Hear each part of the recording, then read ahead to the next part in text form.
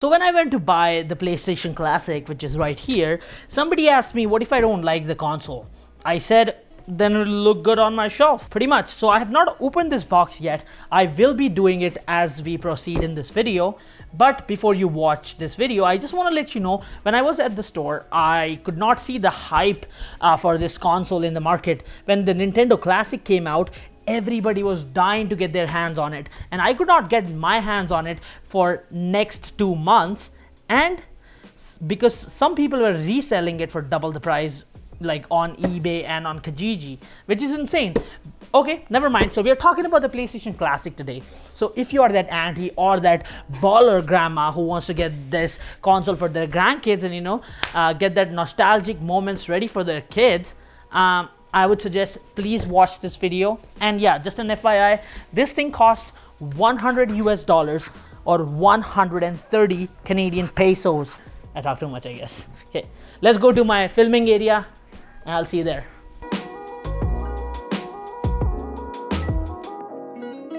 So here is the box of the PlayStation Classic.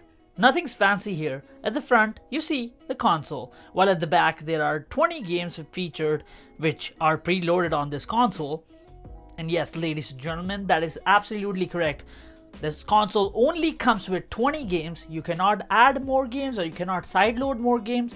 I know that sucks. You know what sucks more? That it does not come with a power adapter. So you have to find out adapter in order to run this console, and it clearly says on the top of the box. The controller feels cheap, extremely light, and it's not comfortable to hold at all. But let's be clear, you're not gonna play games on this all day long. I hope you were not planning for that. Were you? And you get 2 of these controllers inside the box for 2-player games, because why not?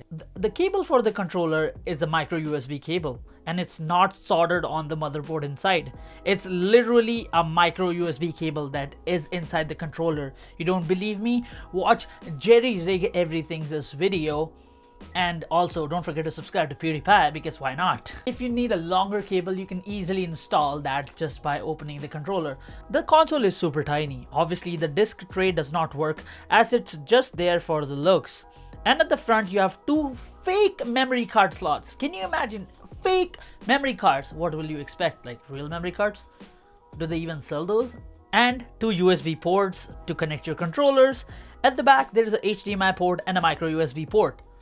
So you heard and you saw what it is. Technically there is no other way to sideload the apps or like to install more games, so you're stuck with those 20. Okay, never mind, let's move on. The build quality is cheap and the console barely has any weight onto it to even hold its position beside your TV. You know what? You know what? I'm complaining too much. Let's go and play the games,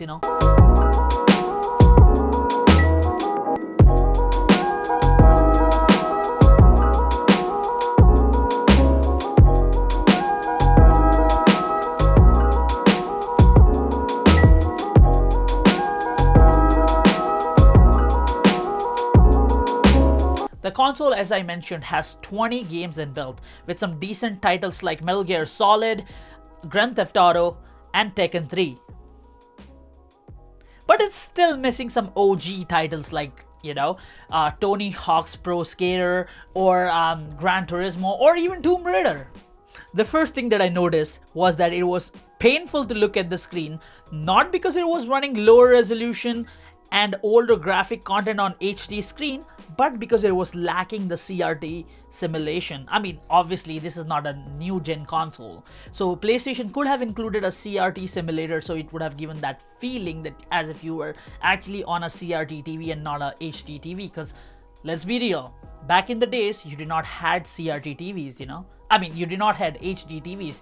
All you had that big fat box. Fax box. What? Obviously there is an input lag because you're playing on a console and a simulated console, so don't complain about that. Also, some of the games are NTSC and some of them are PAL, which means different frame rates in different games, which is not a pleasant experience. NTSC system runs on 29.97 frames per second, while the PAL ones are for 25 frames per second. Now that's a noticeable difference if you play a lot of games, and it just hurts. It hurts your eyes. If you're someone who has imported consoles from different countries, you would know what it is. Now, for people who are in North America who have never imported consoles, NTSC, PAL, no. Yeah, that's how I would, describe it as. Menus are hard to read, and most of the games are so difficult to play because of the poor scaling of the graphics, and most of the games are in 3D. Unlike Rayman, which is my favorite game to play on this console, and I'm not saying that I'm going to be playing this game all the time. I mean, that's the only game that I found was decent, and the only other 3D game which was decent was Tekken 3. I mean, that's what my thoughts are. And literally after playing 5 minutes, not even 5 minutes, I was super bored. I'm gonna say it's not worth my time, and yeah, obviously it'll look good on the shelf somewhere. I'm not sure what else to talk about this console, as literally there's nothing fancy to talk about this thing. You have any questions? Let me know in the comments below, and we will discuss there. So until next time, my name is Himanshu, and don't forget to subscribe to PewDiePie.